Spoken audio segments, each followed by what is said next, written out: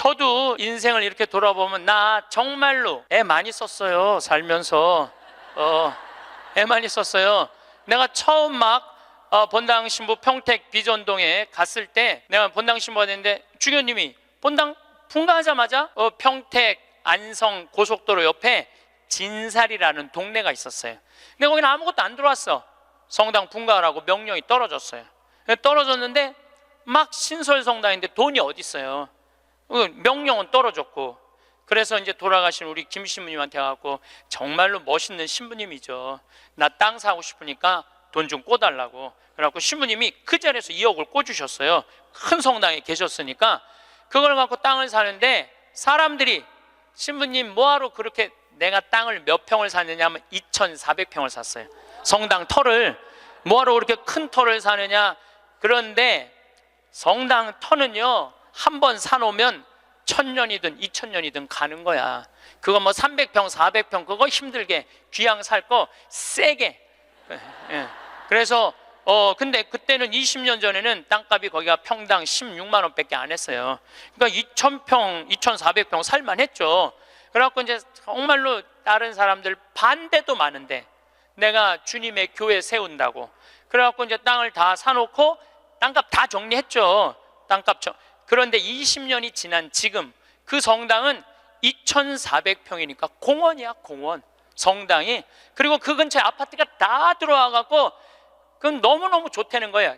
그런데 지금 그 성당의 교우들이 내가 그렇게 마음고생해서 땅 산 거 알 것 같아요? 모를 것 같아요? 몰라요. 알 수가 없어요.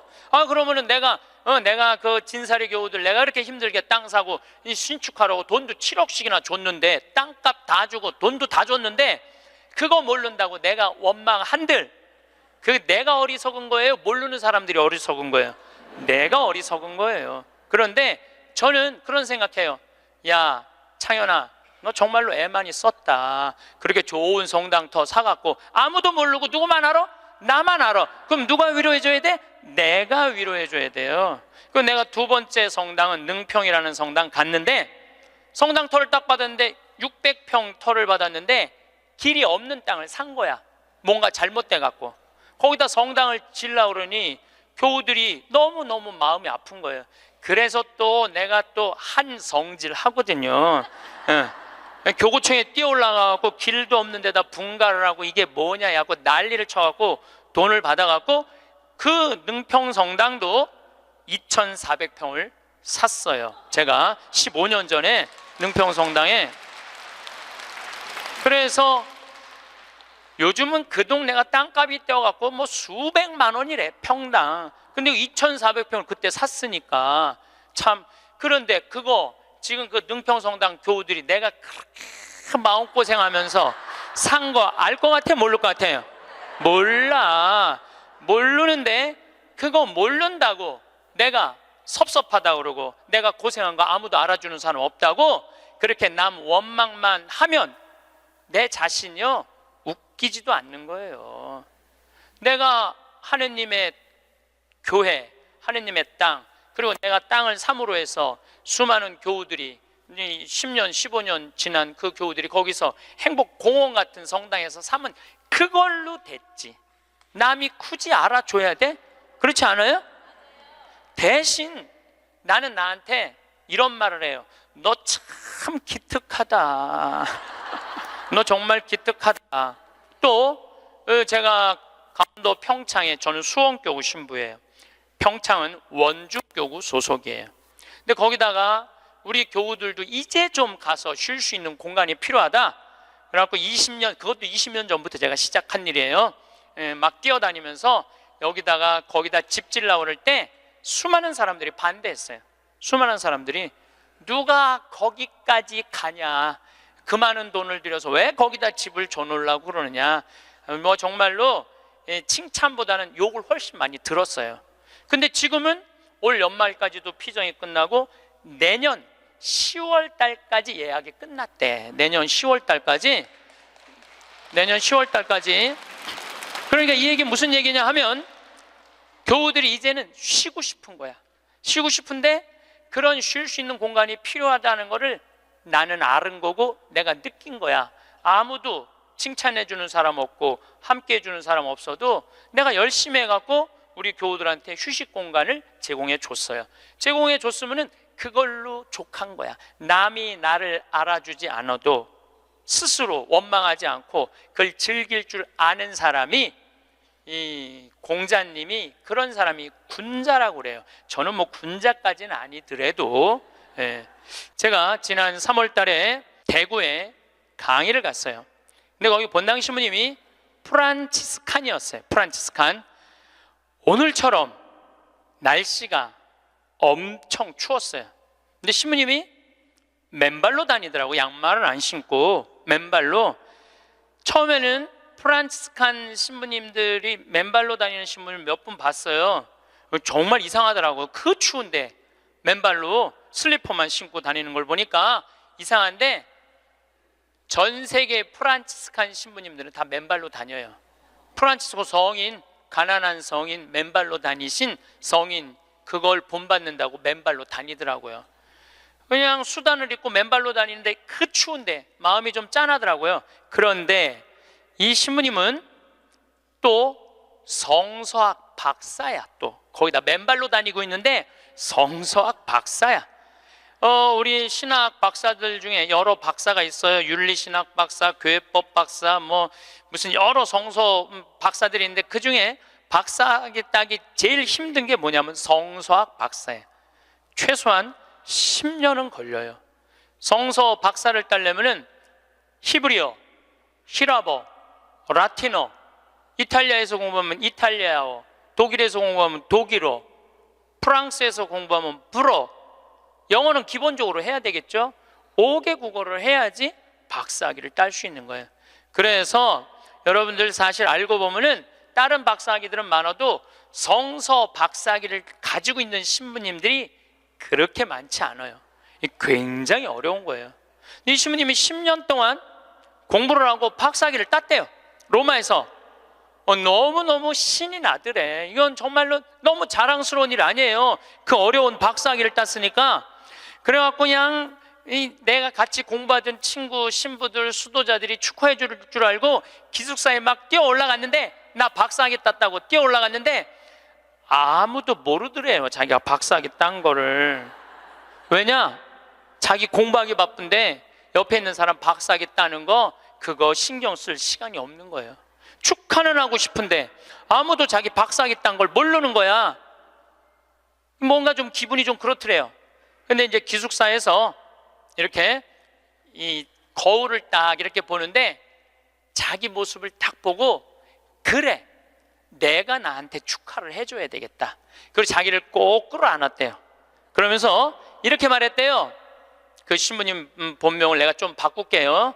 베네딕토야, 너 정말로 수고 많이 했다.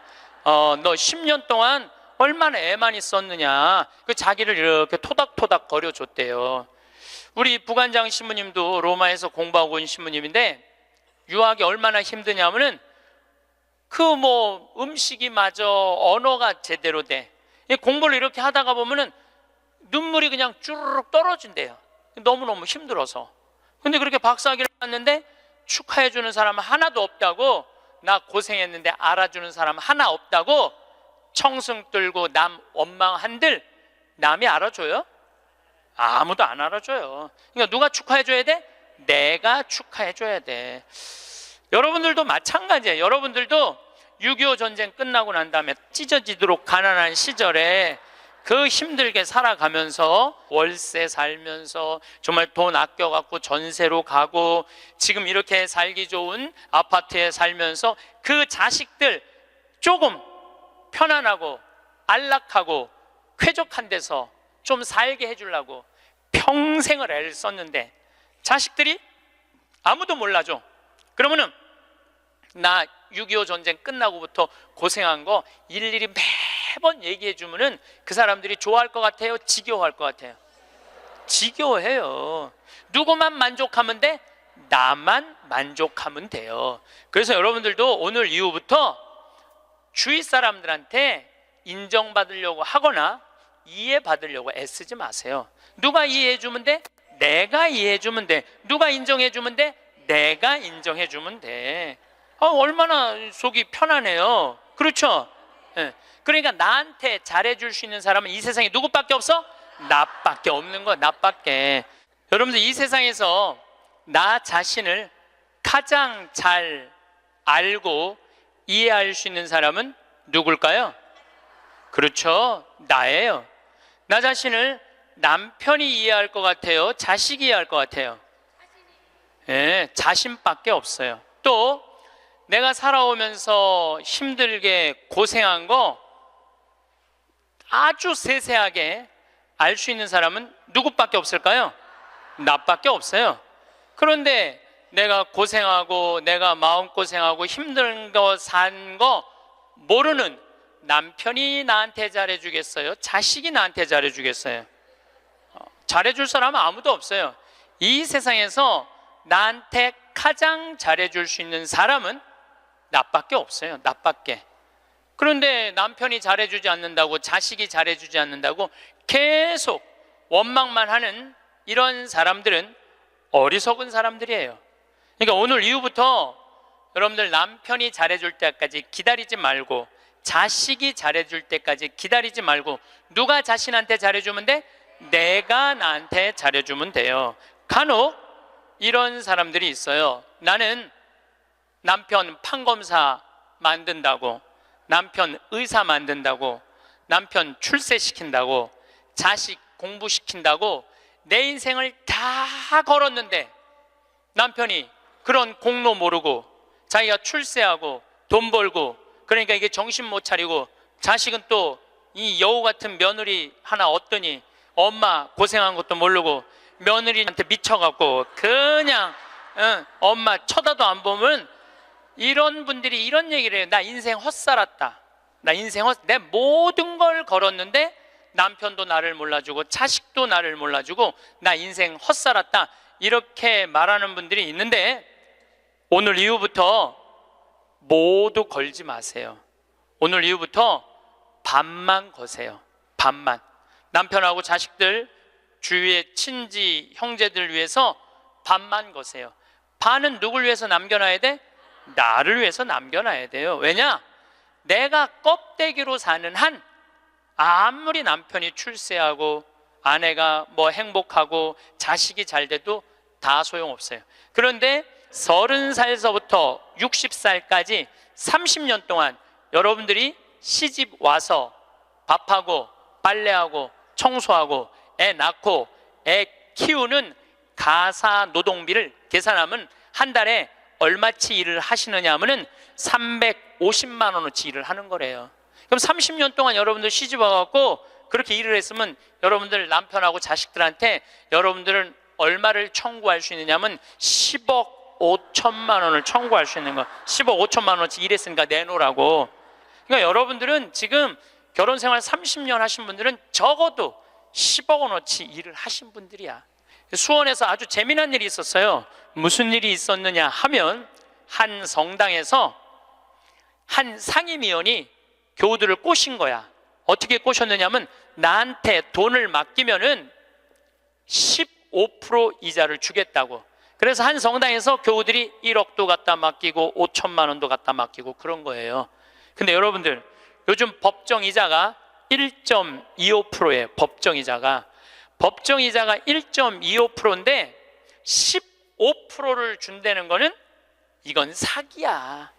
그런데 1억을 은행에다 맡기면 한 달에 얼마를 받느냐면 10만 4천 원을 받아요. 여러분들이 지금 1억을 은행에다 맡기잖아요. 그럼 한 달에 10만 4천 원을 받을 수 있어요. 근데 이 사람 전례 분과장이래. 성당에 전례 분과장한테 맡기면은 한 달에 얼마를 받을 수 있느냐면은 125만 원을 받을 수 있는 거야. 그러니까 눈이 뒤집혀져요, 안 뒤집혀져요? 판단력이 사라져요, 안 사라져요? 1억 가지고 한 달에 10만 원 받는 게 나아, 한 달에 120만 원 받는 게 나아. 그래서 이 전례 분과장한테 홀딱 다 맡긴 거야. 근데 요즘 경제 성장이 1%, 2% 그러는데 무슨 재주로 15% 이자를 줘요? 이 사람 결국은 지금 감옥에 갔어요. 300억은 다 날라갔고. 그러면 이 사람들은 5천만 원, 1억 맡긴 사람들 돈 이거 다 날라간 거예요. 써보지도 못하고 날라간 거야. 뭐 이자 한두 번 받아 먹었겠지. 한두 번 해 먹으려면은 좀 꼬셔야 될 거 아니야. 그러니까 야 진짜 15% 나오더라. 한 3달 4달 되면서 딱 끝나고 나니까 딱 먹고 끝난 거예요. 그래갖고 이 성당이 풍비박살이 났대. 풍비박살. 냉담자 속출하고. 예. 본당 신부님 정말로 이게 권위 땅에 떨어지고 전래 분과장인데 참 기가 막힌 거죠. 그러면은 15% 이자 받아 먹겠다고 돈 맡긴 사람이 나빠요? 15% 이자 주겠다고 꼬신 사람이 나빠요? 둘 다 나빠. 둘 다. 내가 보기에는 여러분들 돈 5천만 원이면은요 이스라엘 성지순례를 10번을 갔다 올 수 있는 돈이에요. 10번. 여러분들이 이스라엘 성지순례를 10번을 갔다 오잖아요. 그럼 여러분들은 예수님하고 트고 지낼 수 있어. 트고 지낼 수 있어. 내가 이스라엘 성지순례를 지금 5번 갔다 왔거든요. 그것도 3번은 도보 성지순례로 갔다 왔어요. 이스라엘에서 차 안 타고 다니고 다 걸어 다녔어요. 나자렛에서부터 가나까지 걷는 거예요. 한 20km 돼. 그러니까 성모님, 예수님하고 성모님 가나 혼인잔치 갈 때 성모님 나귀에 태우고 예수님 걸어서 어머니 모시고 그 아마 가까운 친척 됐겠죠. 가갖고 하고 그 다 걸은 거야. 또 가나에서부터 갈릴리아까지 한 40km 돼. 그것도 다 걸었어. 이게 걸어보니까요 성서 말씀이 거의 튀어나와 나한테. 너무너무 좋더라고요. 5번 걸어보니까 예수님하고 나는 지금 어떤 상태냐면 거의 틀라고 그래 지금. 거의 틀라고 그래. 예수님하고 거의 틀라고 그래. 근데 성서강이라면서 병 고치는 얘기를 하는데 나는 치유의 은사가 없다. 고민을 했어요. 기도를 했어요. 하느님 뭔가 좀 치유를 하고 싶은데 이게 손에서 뭐가 나와야지 이게 치유를 해줄 거 아니냐. 그랬더니 하느님이 하시는 말씀이 꼭 네 손으로 해야 되느냐. 네 손으로. 의사 손 빌리면 안 되느냐. 그래갖고 내가 가톨릭 의료원에 연락했어요. 빈센트 병원에 연락해갖고 뭐라고 그랬냐면은 정말로 수술하면 꼭 나을 수 있는데 돈이 없는 사람 나한테 연락해라. 그래갖고 강의 끝나고 난 다음에 강의로 기분 좋으면은 강사료 다 내라. 한 600명 들어오는 데니까 한 600만 원 모아지겠지. 그리고 만약에 모자라면 내 인쇄 있잖아. 책 파는 거, CD 파는 거. 그게 어마어마하거든요. 그거 뭐 할 거야? 내가 마누라가 있어, 자식이 있어. 그거 해갖고 12명을 선정을 해서 지금 찾고 있어요. 그런데 내가 어린아이를 찾아달라고 그러니까 그 병원에서 그러는 거, 신부님 이제 우리나라가 시스템이 잘 돼 있어갖고 돈 없는데 심장병 어린애들은 다 고쳐준대요. 재단이 많아서. 그러니까 애들은 신부님이 안 고쳐줘도 된대. 야, 우리나라 좋은 나라야 보니까. 그러면은 일반인들도 웬만한 제도에 걸리면은 다 고쳐줄 수 있대요. 근데 누가 잘 어려우냐면 외국인 노동자들, 그 사각지대에 있는 사람들, 그런 사람들이 정말로 수술하면 날 수 있는 사람들인데 돈이 없어서 못하는 사람이 있다는 거. 골라라. 아니 여러분들 꼭 치유를 안수기도로 해갖고 꼭 고쳐줘야 돼? 이게 날지 안 날지도 모르는데 이걸 눌러갖고 이게 차라리 의사 손 빌려갖고 확실하게 고쳐주는 게 낫지 않아요? 그렇죠? 그래서 내년에는 제가 3월 8일부터 강의하면서 한 사람씩 고쳐주고 싶어요. 의사 손을 빌려서. 여러분들 인생에 있어서 가장 중요한 거는 먹고 마시고 노는 일이에요. 만약에 여러분들이 먹지도 않고 마시지도 않고 놀지도 않으신다면 여러분들은 헛사는 거예요. 먹고 마시고 놀아야지 인생을 제대로 사는 거예요. 이거는 예수님도 그러셨고 소크라테스도 그랬고 공자님도 그랬고 부처님도 그랬어요. 다. 근데 이분들은 1억 모은다고 먹지도 마시지도 놀지도 않은 거야. 근데 앞으로도 못 쓰는 거예요. 그럼 이분들은 가슴에 피멍이 드는 거예요. 그리고 이분들 뭐라고 그럴 것 같아? 내가 성당 나갔더니 사기꾼밖에 없더라. 하느님이 있긴 어디 있느냐. 그리고 냉담할 거야. 하느님 버리고 돈 버리고 자기 마음 버리는 거죠. 그리고 하느님이 언제 15% 이자 주는데 투자라고 그랬어? 왜 하느님 탓을 해? 자기가 잘못하고. 이게 이 사람이 왜 이런 일을 벌였을까요? 욕심 때문에 그래요. 욕심. 여러분들이 인생에 있어서 넘어질 때 언제 넘어지는 줄 알아요? 욕심 때문에 넘어지는 거예요. 욕심이 우리 인생을 망가뜨리는 거예요. 욕심이. 저는 그 신학교 있을 때 너무너무 배가 고프더라고. 1학년 때 우리는 간식이 없었어요. 아침, 점심, 저녁만 먹으면 땡이야. 근데 뭐 우리 선배 신부님들, 지금 70, 80 되신 신부님들은 그 정말로 찢어지게 가난할 때, 신학교 생활했을 때 먹을 게 너무 없어갖고 도토리 막 먹고 그랬대요. 도토리를 먹으면 이게 얼마나 이게 나오는 게 아니라 돌이 나오는데, 돌. 그래서 막 파냈대는 거, 똥이 안 나와갖고 파냈대는 거예요. 뭐 우리는 그 정도는 아니더라도 그래도 뭐 저녁 10시쯤 되면 배고파요. 그러니까 외출할 때 뭐를 사갖고 오느냐면은 식빵을 사갖고 와요. 배고플 때 먹으려고 식빵을. 그리고 이제 또 바깥에다 놓으면 얘네들이 왔다 갔다 다 먹어버리잖아, 친구 신학생들이. 그래서 아주 옷장 깊숙이 감춰놔요. 혼자 먹으려고 옷장 깊숙이 감춰놔. 그런데 신학교 생활이 얼마나 바빠요. 이리 뛰고 저리 뛰다 보면은 주일날 사놓는데 수요일날 배고플 때 생각이 나는 거야. 식빵 사다 놓은 게 생각이 나는 거야. 아, 식빵 사다 놨지? 그래갖고 이제 옷장을 딱 열어보면 식빵이, 곰팡이가 들어있는 거예요. 너도 못 먹고 나도 못 먹는 거예요. 그래서 제가 생각을 했어요. 아니, 예수님은 당신의 살도 나눠주는 판국인데 내가 그놈의 식빵 혼자 먹겠다고 혼자 옷장에다 깊숙이 감춰놨다가 곰팡이 들어서 썩어 버리는, 그게 너무너무 내가 한심하더라고요. 그래서 이제 외출해갖고 식빵을 사갖고 오면 친한 친구들을 불러요, 신학생들을. 그래갖고 친구들하고 나눠주는 거, 식빵. 너 3장, 너 3장, 나 3장, 나 4장 이렇게 해갖고 이렇게 서로 나눠 먹어. 나눠 먹고 나면은 그 친구들이 외출하고 돌아오잖아요. 외출하고 돌아오면은 자기네들이 먹을 거 사면 딱 불러요. 나한테 식빵 얻어먹은 애들은. 그래갖고 또 나눠 먹어. 그래서 신학교 내내 정말로 풍요롭게 살았어요. 넉넉하게, 행복하게. 우리가 재물을 자기를 위해서 쓰는 것도 중요하지만 남을 위해서 쓰는 것도 중요합니다. 우리 직원들이 나한테 와서 그러는 거예요. 날 혼내는 거예요. 신부님도 은퇴해서 돈이 필요하다는 거예요. 신부님도 은퇴해서 돈이 필요하다는 거예요. 아니, 지금이야 신부님 강사료도 많고 인세도 많고 찾아오는 사람도 많고 용돈도 많이 주지만 신부님 은퇴하면 생각하는 사람 아무도 없다는 거야. 찾아오는 사람도 없고 불러주는 데도 없으면 신부님 늙어서 뭐 맛있는 것도 먹고 여행도 다니고 싶은데 돈 없으면 어떻게 하려고 이 돈을 다 써버리느냐고 나를 막 혼내더라고. 직원들이 돈 쓰지 말라고. 나중에 평창 은퇴하고 나면 거기서 돈 많이 행복하게 살려면은, 저는요, 만약에 내가 은퇴했는데 주머니에 돈이 한 푼도 없잖아요. 그럼 난 어떻게 할 거냐면은 사제관에 가만히 앉아 있을 거야. 돈 없는데 어떻게 그냥 사제관에 가만히 앉아 있어야지. 그런데 문제는 20년 후에 돈을 쓰려고 지금 신나는 일이 너무 많은데, 재미난 일이 너무 많은데, 의미 있는 일이 너무 많은데, 그 20년 후에 쓰려고, 그거를 나중에 쓰려고 내가 이걸 가지고 있다면은 나는 그렇게 살고 싶지는 않다는 거예요. 지금 먹고 마시고 쓰고 놀고 나눠줄 거 다 나눠주고 막 쓰다가 70살 돼갖고 은퇴했는데 돈이 없으면 어떻게 해? 가만히 있으면 돼. 그걸 뭐 걱정을 하고 막 혼을 내고 그러더라고 나한테.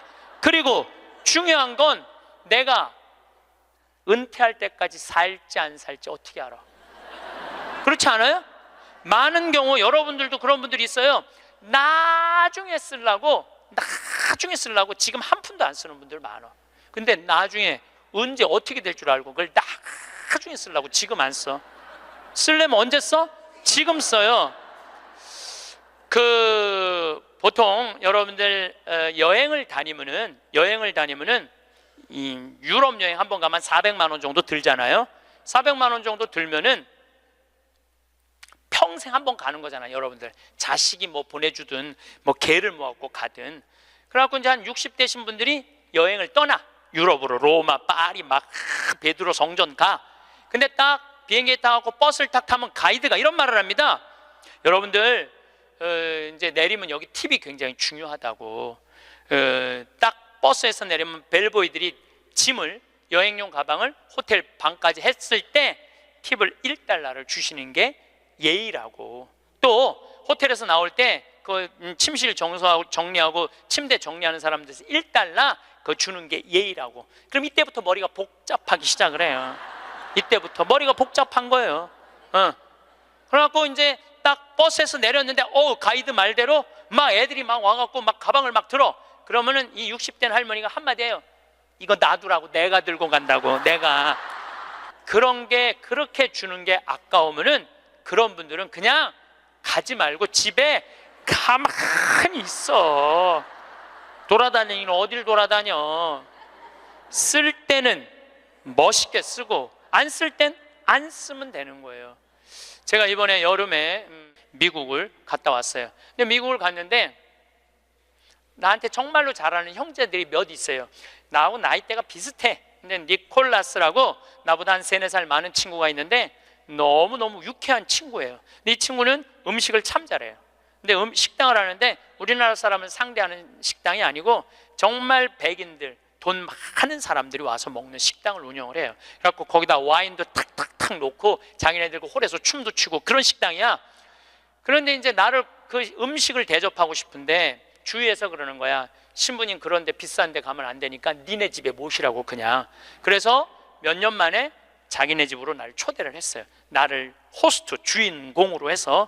그래갖고 이제 한 10명 주위에 있는 그 친한 친구들 10명이 초대받아서 갔는데 자기 식당의 셰프, 주방장을 데리고 온 거예요. 근데 음식이 나오는데 정말로 맛있게 나오더라고. 정말 별로 먹어봤던 적이 없는 기가 막힌 음식들이 나와서 또 영어로 막 설명을 막 하는데 정말 맛있더라고요. 그래서 나는 딜리셔스 계속 이러면서 먹었죠. 계속 그랬는데 우리 니콜라스가 신부님 세계 모든 데 강의 다니고 많은 사람들 위로하고 그러니까 내가 오늘 특별하게 아끼는 와인을 내겠다는 거예요. 근데 와인이 나왔는데 그야말로 몇백만 원짜리 와인이 나온 거예요. 내가 가격을 여러분들 위화감 조성할까 봐 말을 안 할 건데 내 생태마을 월급 한 3달치 와인이 나온 거예요. 생태마을 월급. 그 와인 기가 막히게 1995년 보르도산. 그때 굉장히 가물었대요. 그래갖고 이 포도가 이 흙을 빨아들이는 거야. 땅 힘을. 그 포도로 만든 와인은 가격이 아주 천양지차라는 거예요. 그거를 그냥 몇 명이 이렇게 나도 이제 한 잔 반 먹고 고기하고 먹는데 정말로 특별하더라. 그 비싸서가 아니라 우리 니콜라스의 마음이 너무너무 특별하더라고요. 근데 그 다 공짜 아니에요. 공짜잖아요. 그런데 이제 거기 셰프가 왔다 갔다 하는데 내가 주인으로서 뭔가 좀 기분 고맙다는 표시를 해야 돼갖고 셰프를 불렀어요. 팁을 줘야 되겠다. 그래서 이제 속으로 고민을 했죠. 가슴이 심장이 쫄깃쫄깃했지. 50달러를 줄까 100달러를 줄까. 그런데 결국은 이제 50달러를 줬어요. 50달러를 딱 줬는데 너무너무 그 백인 셰프가 고맙다고 그러더라고요. 그래서 난 지금 후회돼. 왜 100달러를 못 주고 그걸 50달러밖에 못 줬나. 웬만한 식당에 가서 몇백만 원짜리 와인을 먹는데도 기분 좋게 100달러를 주면 그 니콜라스 사장도 기분 좋고 셰프도 기분 좋고 거기 있는 사람들도요. 내가 딱 멋있게 딱 팁을 주고 하면은요 뒤에서 그래. 야, 우리 신부님 정말 멋있다. 근데 내가 하나도 안 내놓고 그냥 가면 저 신부님 좀스러우네. 다 그래요. 알고 보면. 그래서 우리가 인생을 살면서 내가 가치로우려면 내가 벌은 재물을 나눌 줄도 알고 자기를 위해서 멋있게 쓸 줄도 알아야 돼. 근데 만약에 여러분들 돈이 없으면 여러분들 어떻게 하면 되냐면 집에 가만히 있으면 돼. 그것도 결코 슬픈 거는 아니에요. 3년에 걸쳐서 강의 주제가 참 재밌어요. 2년 전에는 죽음 껴안기, 작년에는 삶 껴안기, 올해는 자신 껴안기예요. 이게 무슨 얘기냐 하면 잘 죽으려면 잘 살아야 돼요. 잘 살려면은 자신한테 잘해줘야 돼요. 아주 단순해요.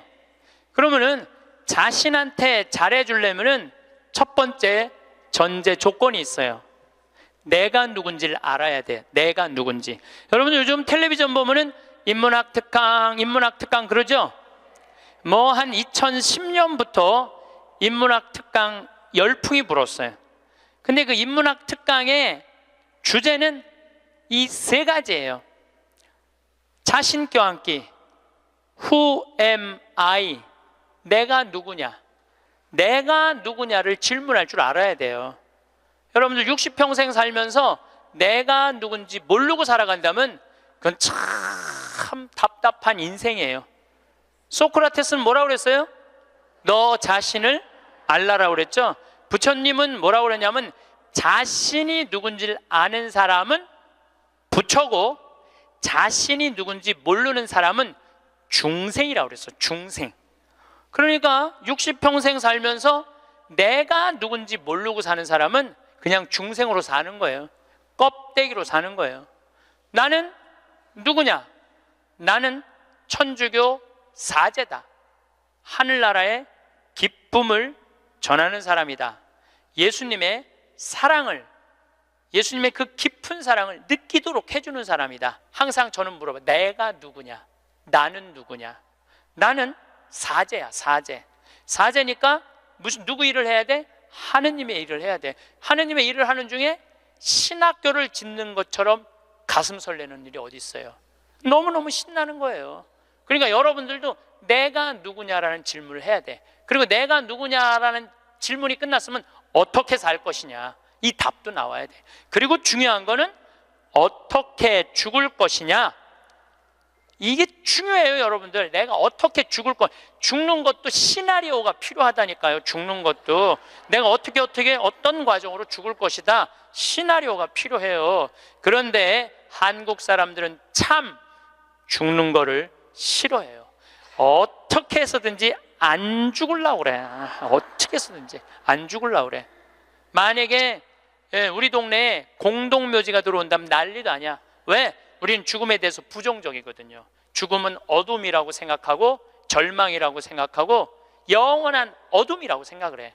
그러니까 만약에 우리 동네에 공동묘지가 들어온다 그러면은 난리도 아니야. 이건 뭐 막 이 결사반대, 막 그냥 어떻게 결사반대 깨물어 갖고 막 결사반. 6.25는 난리도 아니야. 그러니까 우리는 삶과 죽음이 분리되어 있는 거예요. 근데 한국 사람들은 또 단일 민족이라 이상하게 죽는 날은 다른데 보고 싶은 날은, 죽은 사람 보고 싶은 날은 온 국민이 똑같은 날 보고 싶어. 4월 5일 한식날 그냥 죽은 사람 보러 다닌다고 난리도. 그 6.25는 난리도 아니야. 그것도 보면은 그냥 막히고 난리도 아니야. 보면은 왜 죽는 날은 다른데 보고 싶은 날은 같은지 몰라. 근데 우리는요, 하여튼 죽음에 대해서 부정적이에요. 그런데 여러분들, 죽는 거 무서워할 필요 하나 없어요. 죽기 전까지는 절대 안 죽을 것이고 죽을 때 되면 그냥 행복하게 가면 되죠. 그러니까 죽음에 대해서 두려워하지 마세요. 그래도 죽는 게 싫어. 왜 죽는 게 싫으냐 하면 사랑하는 사람과의 이별 때문에 그래요. 죽으면은 더 이상 사랑하는 남편 못 보고, 사랑하는 아내 못 보고, 사랑하는 부모님 못 보고, 자식 못 보니까. 그것도 뒤집어 보면은 또한 답답해요.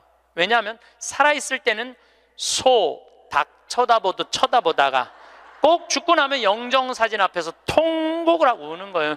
왜 벌써 죽느냐고. 조금만 더 살았으면 내가 잘해줬을 텐데 라고 우는 사람들이 참 많아요.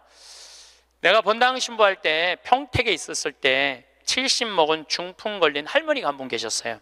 근데 이 할머니가 내가 한 달에 한 번 갈 때마다 이런 말을 해요. 신부님, 한 달에 한 번 나 찾아오는 건 신부님밖에 없다고.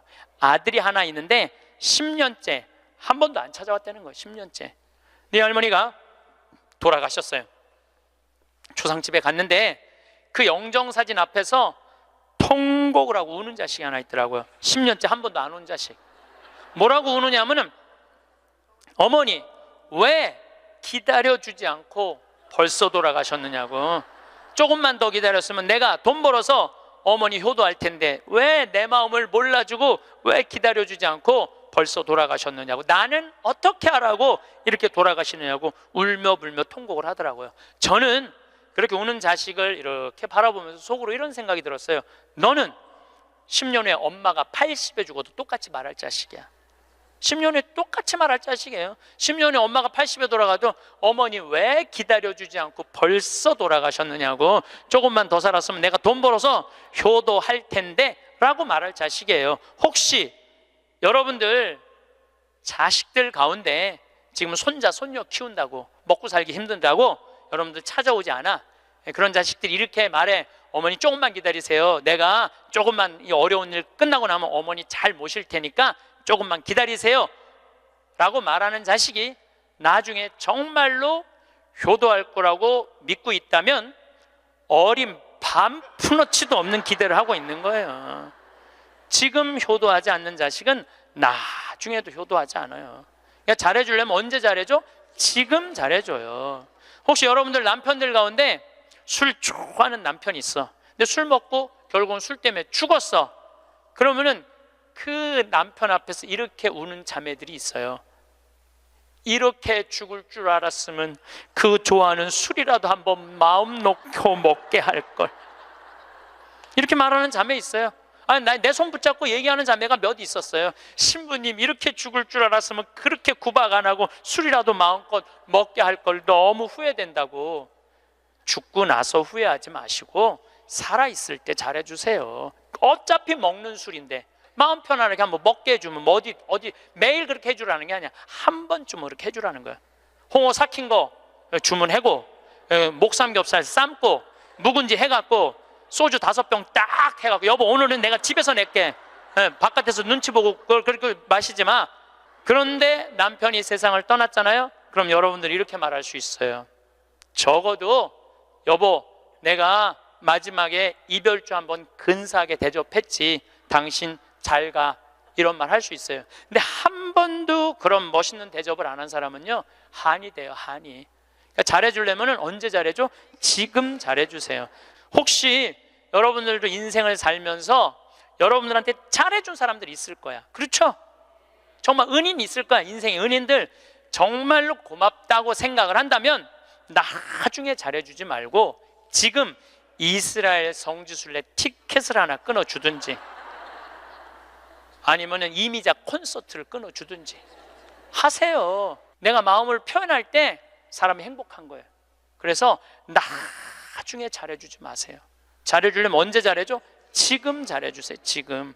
그러니까 죽는 거, 죽기 전까지는 절대 안 죽을 것이고, 살아서는 열심히 사랑하고 죽어서는 천당 갈 건데 뭐가 그렇게 죽는 게 무서워? 안 죽으려고 용을 써요. 여러분들 오래 사는 게 좋아요? 막 80살에서부터 100살까지 누워서 오래 사는 게 좋아요? 네가 누군지 내가 누군지도 모르면서 자식들 서로 네가 모실 거냐 내가 모실 거냐 하면서 원수 만들어가면서 오래 사는 게 좋아요?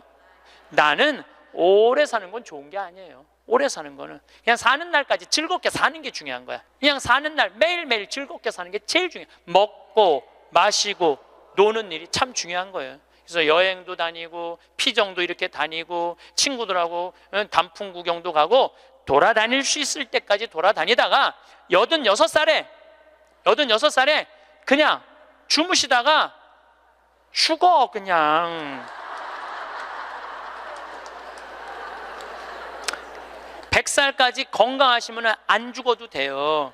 그런데 돈 쓰는 거 아까워갖고, 돈 쓰는 거 무서워갖고 쓰지도 못하고 뒷방에 쭈그리고 앉아서, 그러면 어떻게 되는 줄 아세요? 다리에 힘 풀리면 누워서 똥오줌 싸요. 너도 피해주고 나도 피해주는 거야. 그런 사람들이 힘든 거예요. 그냥 건강하게 움직이는 사람은 사는 날까지 건강하게 살 수 있어요. 행복하게 살 수 있어요.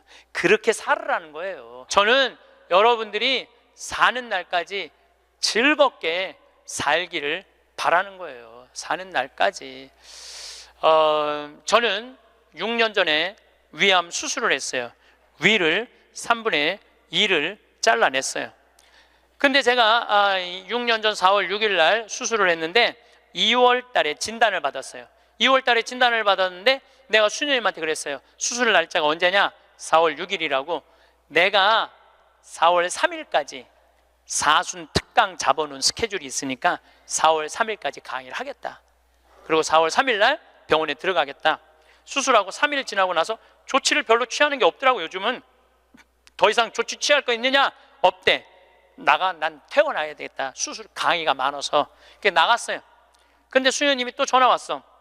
신부님, 죽는 거 무섭지 않냐는 거예요. 죽는 거.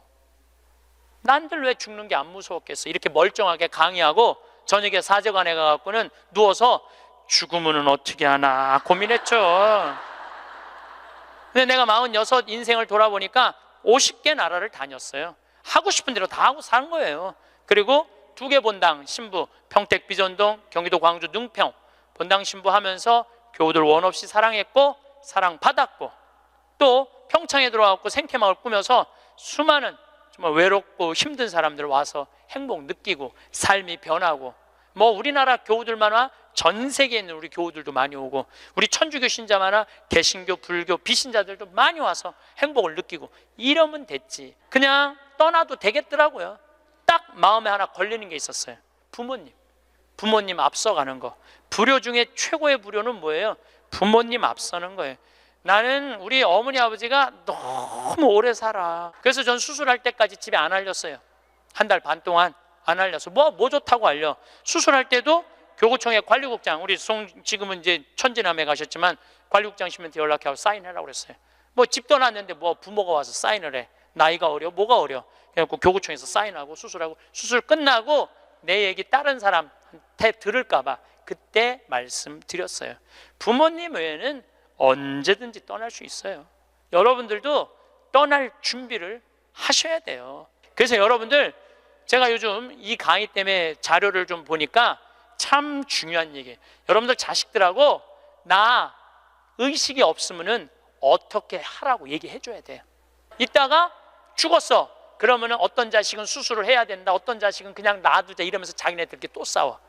그래서 아까 말씀드렸듯이 죽음에는 시나리오가 필요해요. 내가 어떤 과정으로 죽어갈 것이냐. 그래서 여러분들 죽음의 문제만 해결되면요, 사는 문제도 그렇게 어렵지 않습니다. 제가 마지막 아름다운 노년을 위해라는 글을 마침 기도로 바치겠습니다. 성부와 성자와 성령의 이름으로. 우리는 살아오다 어느 날 문득 노년을 보내고 있는 자신을 발견하게 된다. 머리카락은 희끗희끗 반백이 되어 있고 생각과 말과 몸은 마음같이 움직이지 않고, 자신보다 훨씬 커버린 자녀들은 사회인이 되었고, 영원히 함께 있을 것 같았던 그들이 없건만 이내 하나둘 우리들의 품을 떠나가며 어느새 결혼을 하여 아빠 엄마가 되어 있다. 100년을 함께 살자고 맹세했던 부부는 오랜 세월을 살아오면서 어쩔 수 없이 늙어가는 서로를 바라보며 노년을 보낸다. 가족을 너무 의지하지 마라. 그렇다고 가족의 중요성을 무시하라는 것은 아니다. 움직일 수 있는 한 나 아닌 다른 사람을 의지하는 건 절대 금물이다. 자신의 노년은 그 어느 누구도 대신해 주지 않는다. 당신이 진정으로 후회 없는 노년을 보내려거든 자신의 것을 스스로 개발하고 스스로 챙겨라. 그리고 반드시 한두 가지의 취미 생활을 가져라. 산이 좋으면 산에 올라 세상을 한번 호령해보고, 물이 좋으면 강가에 앉아 낚시를 해라. 운동이 좋으면 어느 운동이든 땀이 나도록 하고, 책을 좋아하면 열심히 책을 읽고 글을 써라. 자식들에게 너무 기대하지 마라. 자식에게서 받은 상처나 배신감은 쉽게 치유가 되지 않기 때문이다. 부모를 만족시켜주는 자식은 그렇게 많지 않다. 기대가 큰 자식일수록 부모의 마음을 아프게 한다. 악처가 효자보다 낫다는 옛말은 참고할 만하니 식어가는 부부간의 사랑을 되찾아 뜨겁게 하라. 그리고 이 나이는 사랑보다 겹겹이 쌓여진 묵은 정으로 서로의 등을 씻어주며 사는 것이 아니겠는가. 우리는 살아오면서 참 많은 것을 해냈습니다. 눈에 보이는 것도 있고 아무도 모르게 조용히 지나간 것들도 있습니다. 크게 드러나지 않아도 분명히 존재했던 그 수고들, 아무도 알아주지 않아도 묵묵히 이어갔던 그 시간들이 지금 이 자리를 만들어 왔습니다. 그 시간들은 기록으로 남지 않았어도 누가 기억해주지 않아도 분명히 실제했습니다. 그리고 그것들이 모여 지금의 나를 이루고 있습니다. 누군가 알아봐 주기를 바라는 마음은 전혀 이상한 것이 아닙니다. 그것은 사람이라면 누구나 품고 있는 자연스러운 감정입니다. 열심히 했을 때 그 노력을 알아봐 주는 눈길 하나, 수고했다는 말 한마디가 얼마나 큰 힘이 되는지는 살아본 사람이라면 누구나 압니다. 그런데 현실은 늘 그렇지 않습니다. 대부분의 수고는 박수 없이 끝나고 대부분의 노력은 이름 없이 쌓입니다. 그래서 어느 순간 마음 한켠이 허전해지는 것입니다. 이렇게까지 해야 하나 싶은 허무함이 찾아오기도 합니다.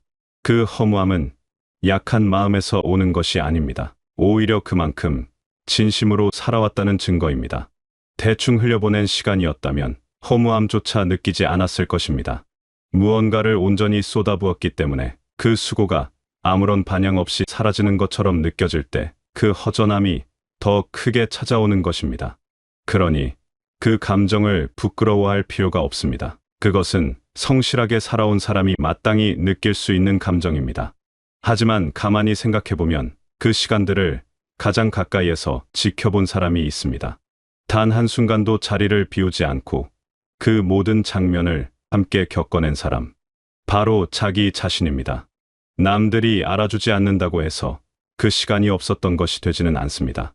오히려 그 시간을 내가 어떻게 기억하느냐가 더 중요한 문제일 수 있습니다. 남의 평가보다 내 안에서 그 시간들이 어떤 의미로 남아있느냐가 결국 그 수고의 진짜 무게를 결정한다고 할 수 있습니다. 우리는 타인의 인정에는 꽤 익숙합니다. 누군가 잘했다고 해주면 기분이 좋아지고 누군가 알아봐줬다는 느낌이 들면 다시 힘이 납니다. 그런데 정작 스스로를 인정하는 일에는 많이 서툽니다. 나름 잘 해낸 일을 두고도 이 정도는 별것 아니라며 넘겨버리고 힘겹게 버텨낸 시간조차 그냥 지나쳐버립니다. 칭찬받을 만한 일을 해놓고도 스스로에게는 유독 엄격합니다. 남에게는 쉽게 건네는 따뜻한 말을 정작 자신에게는 건네는 법을 배우지 못한 채 살아온 분들이 많습니다. 그렇게 오랫동안 자기 자신에게만은 인색하게 살아온 분들이 많습니다. 가족을 위해, 주변 사람들을 위해 아낌없이 마음을 쏟으면서도 정작 자신에게는 그런 마음을 잘 건네지 못했습니다. 남이 힘들다고 하면 달려가면서도 내가 힘들다는 사실은 그냥 넘겨버리는 일이 반복됩니다. 그것이 당연한 것처럼 여겨지는 시간이 계속되다 보면 어느 순간 자신을 돌보는 일 자체가 어색하게 느껴지기도 합니다. 그러다 보면 어느 시점에 이상한 허전함이 찾아옵니다. 분명히 열심히 살았는데, 분명히 성실하게 해왔는데 무언가 빠진 것 같은 그 감각. 그것은 어쩌면 오랫동안 자기 자신을 빠뜨려온 데서 오는 허전함일 수 있습니다.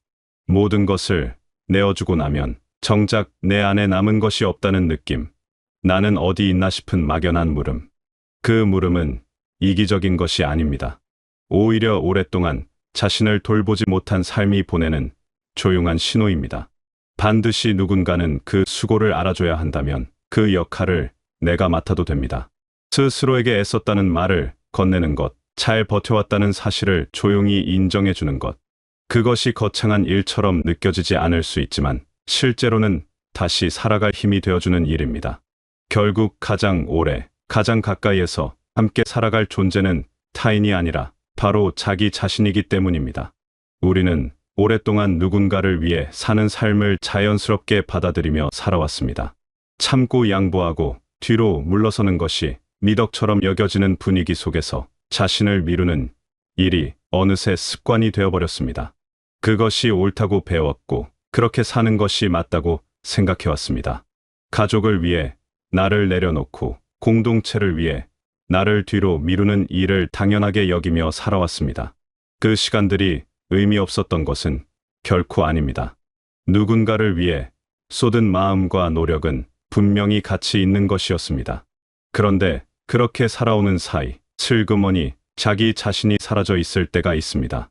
희생이라는 이름 아래 자신을 지워오다 보면 어느 날 문득 내가 원하는 것이 무엇인지조차 잘 모르게 되는 순간이 찾아오기도 합니다. 무엇을 좋아했는지, 어떤 것을 할 때 마음이 편안해지는지 그런 것들을 너무 오래 들여다보지 않은 채 지내온 것입니다. 누군가를 위한 삶과 나를 위한 삶은 서로 반대쪽에 있는 것이 아닙니다. 한쪽을 선택하면 다른 쪽을 포기해야 하는 것도 아닙니다.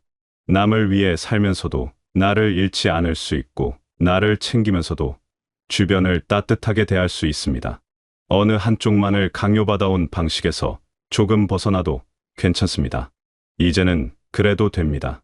삶의 어느 지점부터는 나를 위해 남겨두는 시간이 필요합니다. 특별하거나 대단한 무언가를 해야 한다는 뜻이 아닙니다. 내가 좋아하는 것을 조금 더 자주 선택하는 것, 내가 편안해지는 순간들을 일부러라도 만들어가는 것, 그것만으로도 충분합니다. 그동안 늘 남을 먼저 생각하며 미뤄왔던 그 마음을 이제는 나 자신에게도 똑같이 건네는 일입니다. 오랫동안 다른 사람의 필요에 응답하며 살아왔다면 이제는 나 자신의 필요에도 응답해도 됩니다. 그것은 이기심이 아니라 균형입니다. 그것이 너무 늦었다는 생각이 들 수도 있습니다. 이제 와서 무슨 소용이냐는 마음이 올라올 수도 있습니다. 하지만 삶에서 자신을 돌보기 시작하는데 늦은 때란 없습니다. 지금 이 순간부터 시작한다면 그것이 바로 적절한 때입니다. 오늘 하루를 조금 더 나답게 보내는 것, 오늘 한 가지라도 내가 원하는 것을 해보는 것, 그 작은 선택들이 쌓여 삶의 결을 조금씩 바꾸어 나갑니다. 한꺼번에 크게 바뀌지 않아도 됩니다. 작고 조용한 변화들이 모여 서서히 삶을 다른 방향으로 이끌어줍니다. 우리는 종종 지금보다 더 많이 가지면 더 나은 삶이 올 것이라 기대합니다. 더 많은 것을 이루고 더 많은 것을 채워야 비로소 마음이 편안해질 것 같은 느낌. 그 마음이 나쁜 것은 아닙니다. 더 나아지려는 의지는 삶을 움직이는 힘이 되기도 합니다. 하지만 끝없이 무언가를 향해 달려가는 사이, 지금 이 순간의 기쁨은 자꾸 뒤로 밀려나게 됩니다. 언젠가 충분히 갖추고 나면, 그때 즐기겠다고 미루다 보면 정작 그 언젠가가 오지 않는 경우도 있습니다. 욕심을 조금 내려놓으면 오히려 보이기 시작하는 것들이 있습니다. 이미 곁에 있었지만 미처 눈에 들어오지 않았던 것들, 당연하게 여겨서 감사함을 잊고 지냈던 것들이 새롭게 보입니다. 창밖으로 들어오는 햇살 한 줄기, 오랜 지인과 나누는 소박한 대화 한 토막, 오늘 하루 무사히 지나갔다는 작은 안도감. 그런 것들이 실은 삶을 이루는 중요한 조각이었다는 것을 알게 됩니다. 사실 이미 충분했다는 것을, 지금도 충분하다는 것을 그때야 비로소 느끼게 됩니다. 삶은 저 멀리 어딘가에 있지 않았습니다. 생각보다 훨씬 가까운 곳에서 아주 조용히 빛나고 있었던 것입니다. 지금이라는 순간은 한 번 지나가면 다시 돌아오지 않습니다. 그래서 삶은 결국 지금 이 순간들의 반복으로 이루어져 있습니다. 먼 미래를 위해 오늘을 미루는 것보다 오늘을 충분히 살아내는 것이 오히려 더 풍성한 시간을 만들어줍니다. 잘 먹고, 잘 쉬고, 소소한 기쁨을 가까운 사람과 나누는 일들. 그런 평범한 일상 속에서 삶은 조금씩 단단해지고 따뜻해집니다. 특별한 날만이 소중한 것이 아닙니다. 아무 일도 없이 조용히 지나가는 하루도 사실은 충분히 소중한 하루입니다. 그 평범함 안에 삶의 결이 담겨 있습니다. 대단해 보이지 않아도 괜찮습니다. 남들이 보기에 특별하지 않아도 괜찮습니다. 지금 이 순간을 놓치지 않으려는 태도, 오늘 하루를 그냥 흘려보내지 않으려는 마음, 그것만으로도 삶은 충분히 의미 있어집니다. 화려하지 않아도 조용히 따뜻한 하루들이 모이면 그것이 결국 아름다운 삶이 됩니다. 남들의 삶과 비교하지 않아도 됩니다. 저마다의 삶에는 저마다의 빛깔이 있고, 그 빛깔은 비교로 빛나는 것이 아니라 그 자체로 빛나는 것이기 때문입니다. 그리고 결국 삶의 끝에 남는 것은 남들이 나를 어떻게 평가했는지가 아닐 것입니다. 내가 나 자신을 어떻게 대해왔는지, 내 마음을 얼마나 돌보았는지, 스스로를 얼마나 따뜻하게 안아줬는지, 그것이 진짜 남는 것일지도 모릅니다. 살아오는 동안 수많은 역할을 해왔습니다. 누군가의 든든한 버팀목이 되어왔고 많은 것을 책임져 왔습니다. 그 모든 역할을 해내는 동안에도 나라는 사람은 여전히 존재했습니다. 그 사람을 이제는 조금 더 살펴볼 때가 되었습니다. 남의 시선에 흔들리기보다 내 마음을 조용히 들여다보는 것, 스스로의 수고를 스스로 알아봐 주는 것, 나를 함부로 대하지 않는 것. 그 작은 태도들이 쌓일 때 삶은 서서히 편안해집니다. 외부에서 인정이 오지 않아도 내 안에서 나를 알아보는 시선이 생기면 그것이 흔들리지 않는 중심이 되어줍니다. 그리고 어느 순간 누군가의 인정이 없어도 나는 충분히 괜찮은 사람이라는 것을 조용히 알게 됩니다. 그 알은 어느 날 갑자기 찾아오는 것이 아니라 매일 조금씩 자신을 돌보는 시간들이 쌓이면서 서서히 자리를 잡아가는 것입니다.